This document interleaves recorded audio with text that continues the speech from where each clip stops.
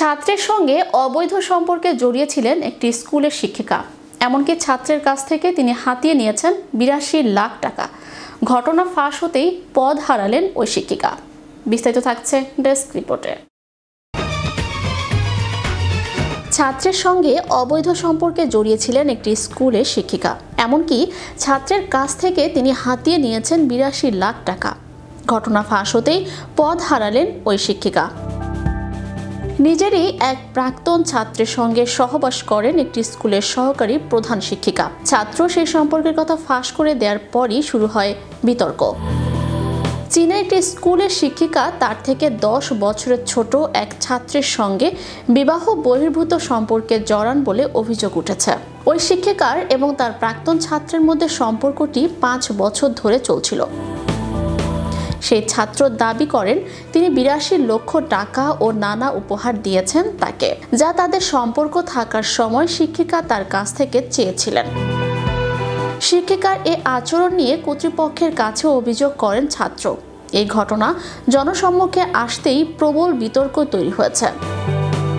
একটি ভিডিওয়ে হে নামের সেই যুবক তারই প্রাক্তন শিক্ষিকার নামে বিস্ফোরক অভিযোগ তুলে বলেন শিক্ষিকা সেই জিয়াশিয়াং ও তার মধ্যে দীর্ঘদিন অবৈধ সম্পর্ক বজায় ছিল। হে বলেন সেই একসময় তার মাধ্যমিক বিদ্যালয়ের শিক্ষিকা ছিলেন। তখন হে নিজের শিক্ষিকার প্রতি আকৃষ্ট হয়েছিলেন।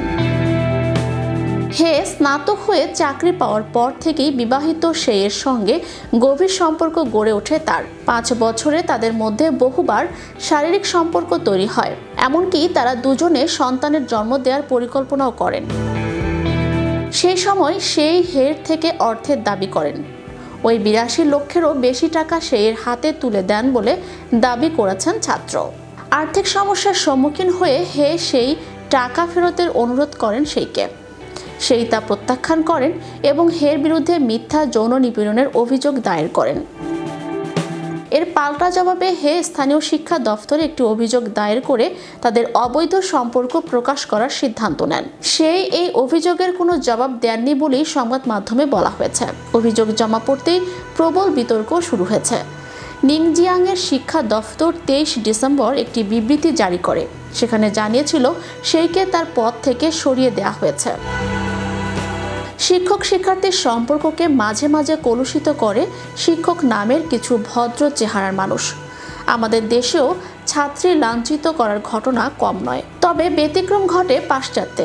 সেখানে মাঝে মাঝে ছাত্ররাই বরং হয়রানির শিকার হয় শিক্ষিকাদের দ্বারা। চ্যানেল ইউরোপ বিনোদন ডেস্ক।